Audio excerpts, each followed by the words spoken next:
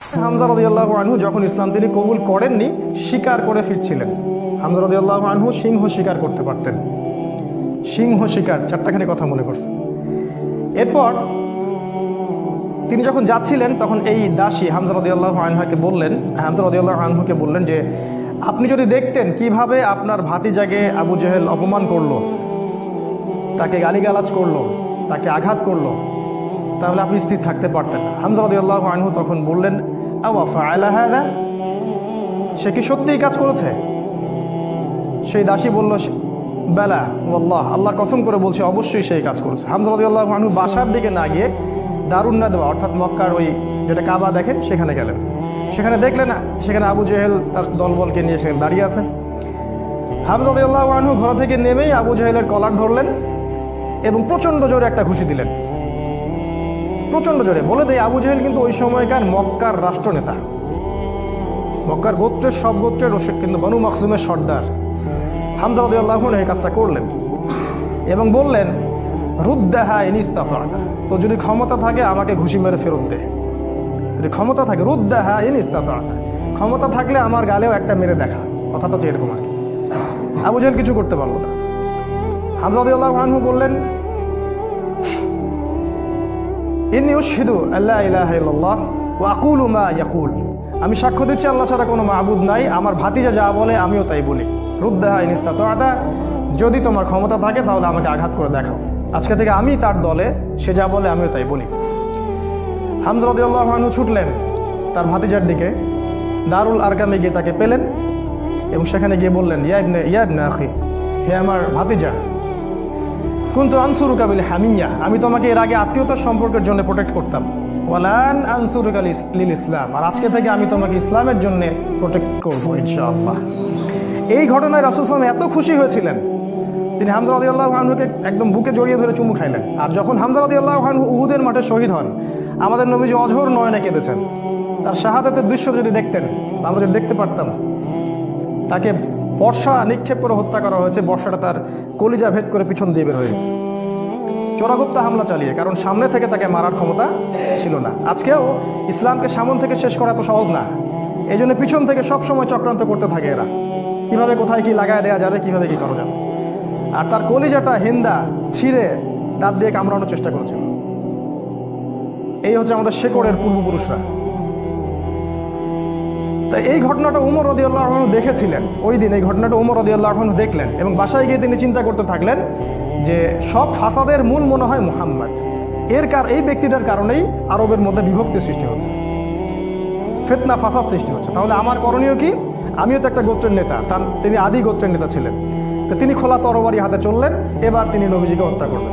ওই যে ঘটনাটা জানেন আপনারা, পথিমধ্যে একজনের সাথে দেখা হলো, সে বলল যে নবীজিকে হত্যা করার আগে তুমি তোমার বোন আর ভগ্নিপতির বাসায় যাও, তারা তো ইসলাম কবুল করেছে।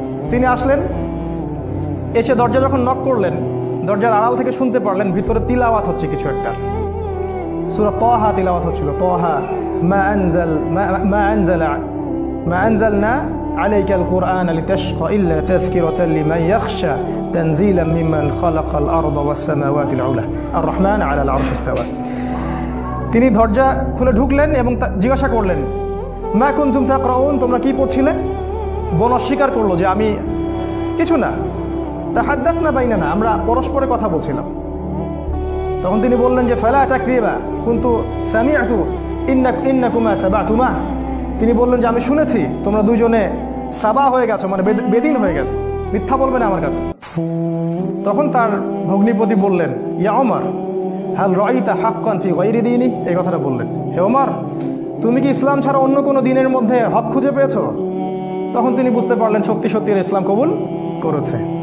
তিনি মারধর শুরু করলেন, এক পর্যায়ে বোনকে থাপ্পড় মারলেন, রক্তাক্ত হয়ে গেলেন।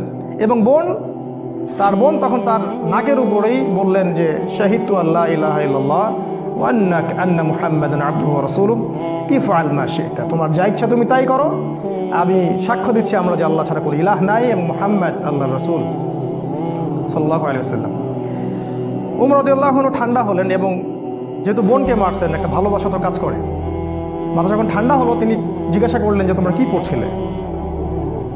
তিনি বললেন, নাচিন ইয়া উখতি, আমাকে ওই কাগজটা দাও হে আমার বোন, আমি একটু পড়ে দেখি।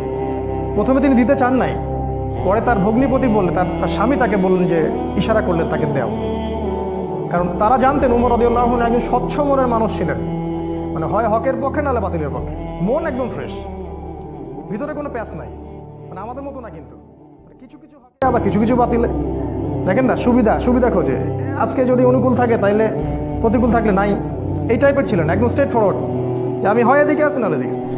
এবার ওমর রাদিয়াল্লাহু আনহু সেই ওই চিরকুটটা পড়া শুরু করলেন, সেখানে ওই সূরা তাহা লেখা ছিল। এবং বলে রাখি ওই সময় আরবে মেবি আমি একটু ভুল হতে পারি, 16 থেকে 17 জন পড়াশোনা করতে পারতেন, 16 থেকে 17 জন লেখাপড়া করতে পারতেন, বাকিরা লেখাপড়া করতে জানতেন না। ইভেন আমাদের নবী সাল্লাল্লাহু আলাইহি ওয়াসাল্লামও লিখতে পড়তে জানতেন না, ওমর রাদিয়াল্লাহু আনহু পড়তে জানতেন। তিনি পড়লেন এবং পড়ে বুঝতে পারলেন, যখন তিনি সূরার তেলাওয়াত করতে করতে করতে করতে এই আয়াতে আসলেন, সূরা তাহার দেখবেন প্রায় এই যে 10 থেকে 20-এর মধ্যে আয়াতগুলো আছে, যে তাদেরকে অবকাশ দাও সেই দিন পর্যন্ত, জালেমদেরকে অবকাশ দাও সেই দিন পর্যন্ত যখন আল্লাহ পাক তাদের প্রত্যেককে ধরে ধরে হিসাব নেবেন। এই আয়াতগুলো যখন তিনি পড়তে লাগলেন তখন তার হৃদয়টা গলে, মানে আল্লাহর কালাম তো তিনি বুঝতে পারছেন তিলাওয়াত, তিনি আর থাকতে পারলেন, স্থির থাকতে পারলেন না। তিনি একটা কথা বলেন, আমিন হাদা ফাররাত কুরাইশ, কুরাইশরা কি এটা থেকেই পালাচ্ছে? তার ইশারা করলেন যে কুরাইশরা এখান থেকেই পালাচ্ছে। তিনি চোখ দিয়ে দরদর করে পানি পড়তে লাগলেন এবং তিনি বললেন, খুজুনি ইলা রাসূলিল্লাহি ওয়া আসহাবিহি, আমাকে আল্লাহ রসুল এবং তার সাহাবীদের কাছে নিয়ে চলো, আযহাবু ইলাইহি ওয়া আসলিমু, আমি তার কাছে যাব এবং ইসলাম কবুল করব। তিনি চললেন দারুল আরকামের দিকে, সেখানে ছিলেন হামজা রাদিয়াল্লাহু আনহু, ওই যে কিছুদিন আগে ইসলাম কবুল করছেন। হামজা রাদিয়াল্লাহু আনহু একজনকে পাঠালেন, দরজায় দেখো কে নক করছে। সে গিয়ে দেখলো, সাহাবীর নাম সম্ভবত খাব্বাব রাদিয়াল্লাহু আনহু। তিনি দেখলেন ফুটা দিয়ে যে ওমর ইবনুল খাত্তাব দরজার বাইরে তরোয়াল হাতে আছে। তিনি ভয় পেয়ে গেলেন, ভিতরে এসে বললেন, ক্বাদ জাআ ইবনুল খাত্তাব বিসাইফ, ইবনুল খাত্তাব তরবারি হাতে এসেছে। তখন ওমর, সবাই ভয় পেয়ে গেলেন, আবু বকর সিদ্দিক সহ, যে এবার না জানি কি হয়, কিয়ামত হয়ে যাবে এখানে, কারণ তার প্রচণ্ড রাগ ছিল। তিনি যে কত বড় যোদ্ধা ছিলেন সেটা বদরের মাঠে গেলে বুঝতে পারবেন, বদরের মাঠে আমরা যখন যাবো ইনশাআল্লাহ। তো হামজা রাদিয়াল্লাহু আনহু বললেন, মা লাকুম ক্বাদ উজিতুম, তোমাদের কি হয়েছে, তোমরা ভয় পাচ্ছ কেন? ইফতাহু লাহুল বাব, তার জন্য দরজাটা খুলে দাও। লাউ ইউরিদ বিহি খায়রান ইয়াসলিম, সে যদি উত্তম কিছুর জন্য আসে ইসলাম কবুল করবে। আও ইউরিদ গায়রা যালিক ইয়াকুনু কতলুহু আলাইনা হাইয়িনা, আর যদি ও খারাপ কোনো ইন্টেনশন এখানে আসে, ওকে আমরাই ধরে মেরে ফেলে দিব। এই যে হামজা, উনিও কাউকে টেরান না, তুমি এত বড় যোদ্ধা তো কি হয়েছে, আমরাও তোমার চেয়ে কম না। তো তিনি ওমর রাদিয়াল্লাহু আনহুর কলারটা ধরে ভিতরে নিয়ে আসলেন, নিয়ে এসে দরজার সাথে ঠেকিয়ে দিয়ে বললেন যে আলা তানতাহি হাত্তা ইয়ানজিলাল্লাহু বিকা কারিয়া, আলা তানতাহি হাত্তা ইয়ানজিলাল্লাহু বিকা কারিয়া, তুমি কি ততদিন পর্যন্ত বিরত হবে না যতদিন না আল্লাহ পাক তোমার উপরে কোনো শাস্তি আযাব পাঠাচ্ছেন আসমান থেকে? এইভাবে তিনি ধমক দিলেন আর কি। ওমর রাদিয়াল্লাহু আনহু ঠান্ডা হলেন, কারণ উনি তো ইসলাম কবুল করতে সেখানে আসছেন। এরপর রাসূল সাল্লাল্লাহু আলাইহি ওয়াসাল্লাম সেখানে বের হলেন।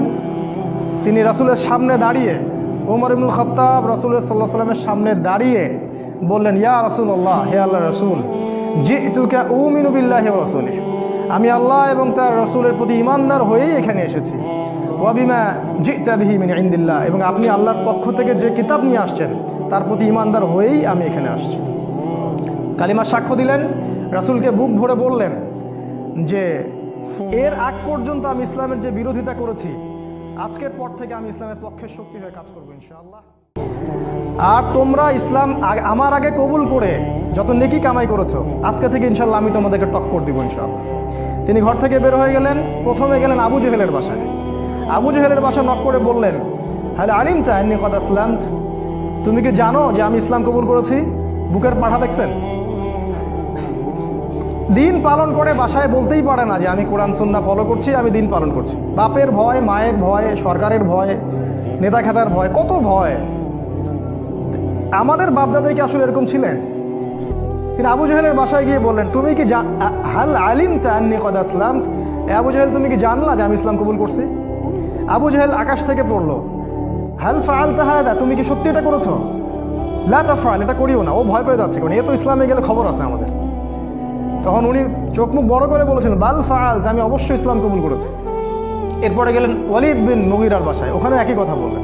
তারপর আরেক কাফেরের বাসায় আরেক একই কথা বললেন। এরপর আসলে কাবা ঘরে এসে বললেন যে ইয়া আইয়ুহান নাস, হে হে হে লোক সকল, ইলামু আন্নী কদ আসলাম, তোমরা জেনে রাখো আমি ইসলাম কবুল করেছি। ওয়া আন শাহিদতু আল্লা ইলাহা ইল্লাল্লাহ ওয়া আন্না মুহাম্মাদুর রাসূলুল্লাহ, আমি সাক্ষ্য দিয়েছি আল্লাহ ছাড়া কোনো মাবুদ নাই, মুহাম্মদ সাল্লাল্লাহু আলাইহি ওয়াসাল্লাম আল্লাহর বান্দা এবং রাসূল। এরপরে লোকজন তাকে মারা শুরু করলো, সবাই তাকে মারা শুরু করলো, পারতেছিল না তার সাথে।